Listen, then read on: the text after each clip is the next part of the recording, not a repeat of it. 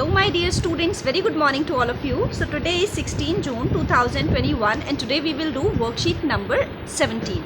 So this is our worksheet of English subject from Directorate of Education, GNCT of Delhi, and the topic for this worksheet is Unit 7 of our English book, Topsy Turvy Land, and it is given on page number 110 in your English textbook. तो आज की हमारी worksheet है हमारी English की textbook marigold की unit 7 का chapter Topsy टर्वी land, जो कि पेज नंबर 110 पे दिया गया है। लेकिन वर्कशीट शुरू करने से पहले जो सबसे ज़रूरी बात सबको याद रखनी है वो ये है कि कोरोना वायरस से बचने के लिए हमें अपने हाथों को साबुन और पानी से अच्छे से धोना है, सैनिटाइज़र का प्रयोग करना है, मास्क पहनकर ही घर से बाहर निकलना है और साथ ही सोशल डिस्टेंसिंग को फॉलो करना है। इसके साथ ही जो 18+ वाले पेरेंट्स हैं उन सबको वैक्सीन भी लगवानी है, क्योंकि वैक्सीन लगवाकर ही हम अपने आप को, अपनी फैमिली को सेफ रख सकते हैं। So let's start today's worksheet Topsy टर्वी land.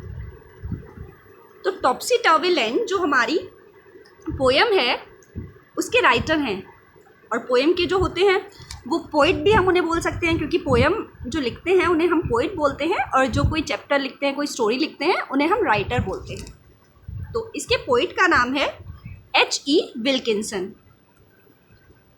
Good morning students, I am Topsy and I live in Topsy Turvy Land. तो गुड मॉर्निंग बच्चों, मेरा नाम टॉप्सी है और मैं टॉप्सी टर्वी लैंड में रहती हूँ। Read the poem Topsy टर्वी land from your textbook to know about my land. तो अब आपको अपनी इंग्लिश की टेक्स्ट बुक मैरीगोल्ड से टॉप्सी टर्वी लैंड वाली पोएम पढ़नी है, और फिर आपको पता चलेगा कि मैं जिस जगह पर रहती हूँ, मेरा नाम टॉप्सी है और मैं जिस जगह पे रहती हूँ उसका नाम है टॉप्सी टर्वी लैंड। तो आपको तभी मेरी जगह के बारे में पता चलेगा तब जब आप मैरीगोल्ड से चैप्टर 7 की पोएम पढ़ेंगे topsy टर्वी land. So here given some questions. Question number A, now circle the words that rhyme with land. अब यहाँ पर आपको एक ग्रिड दिया है, उसमें आपको टोटल 12 वर्ड्स दिए गए हैं। इन 12 वर्ड्स में से आपको उन वर्ड्स को एनसर्कल करना है जो भी लैंड के राइमिंग वर्ड्स हैं। राइमिंग वर्ड हम ऑलरेडी पुरानी सारी क्लासेस में डिस्कस कर चुके हैं। फॉर योर इंफॉर्मेशन आपको एक मैं बता देती हूँ। जैसे लैंड का राइमिंग वर्ड होगा स्टैंड, लैंड स्टैंड। जब हम बोलेंगे तो हमें सिमिलर साउंड आएगी। ऐसे ही आपको बाकी उन सब वर्ड्स को एनसर्कल करना है जो भी लैंड के राइमिंग वर्ड बोलने पर लगते हैं। नेक्स्ट है question number B, read the poem Topsy टर्वी land again and complete the sentences given below. अब आपको दोबारा से उस पोएम को पढ़ना है और नीचे जो ये सेंटेंसेस दिए गए हैं A, B, C, D, आपको इन्हें कंप्लीट करना है, और आपकी हेल्प के लिए एक आपके लिए ऑलरेडी किया हुआ है, नंबर A वाला। In the Topsy टर्वी land the front door step is at the back.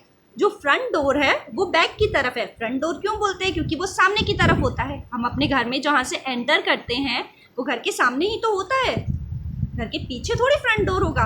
लेकिन टॉप्सी टर्वी लैंड में जो घर का फ्रंट डोर था वो बैक साइड था, तो हो गया ना उल्टा पुल्टा। अब आपको बाकी B, C और D इन तीनों सेंटेंसेस को कंप्लीट करना है, और ये आपको कैसे पता चलेगा? अपनी इंग्लिश की टेक्स्ट बुक की यूनिट 7 की पोएम टॉप्सी टर्वी लैंड पढ़कर। Question number C, rewrite the jumbled sentences given below in proper order और sequence to make a Topsy Turvy zoo story. अब तक हमने जो पढ़ा अपनी पोएम में वो टॉप्सी टर्वी लैंड यानी उस जगह के बारे में था जहाँ पर टॉप्सी रहती थी। अब आपको नीचे दिए गए वर्ड्स को पढ़ना है, नीचे दिए गए सेंटेंसेस को पढ़ना है, और उनको आपको प्रॉपर ऑर्डर में लगाना है। प्रॉपर ऑर्डर का मतलब होता है जब हम किसी चीज़ के बारे में बताते हैं तो हम स्टार्टिंग से शुरू करते हैं। जैसे फॉर एग्जांपल अगर आप काउंटिंग शुरू करो तो आप 1 से स्टार्ट करते हो ना।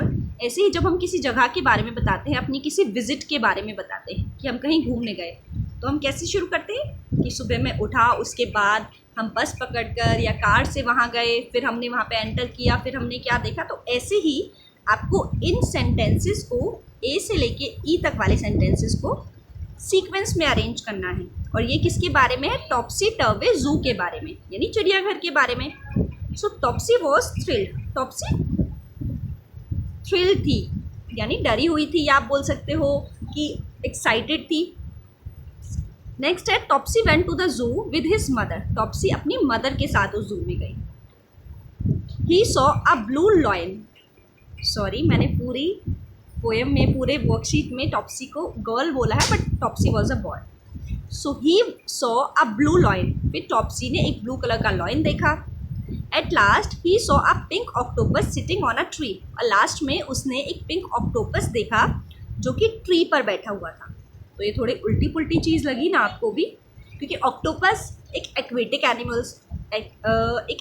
एनिमल है, यानी पानी में रहने वाला है। और टॉप्सी टर्वे ने जो जू में देखा कि ऑक्टोपस ट्री पे बैठा हुआ था। और लास्ट में ई में हमें दिया गया है then he saw a black giraffe with red spots.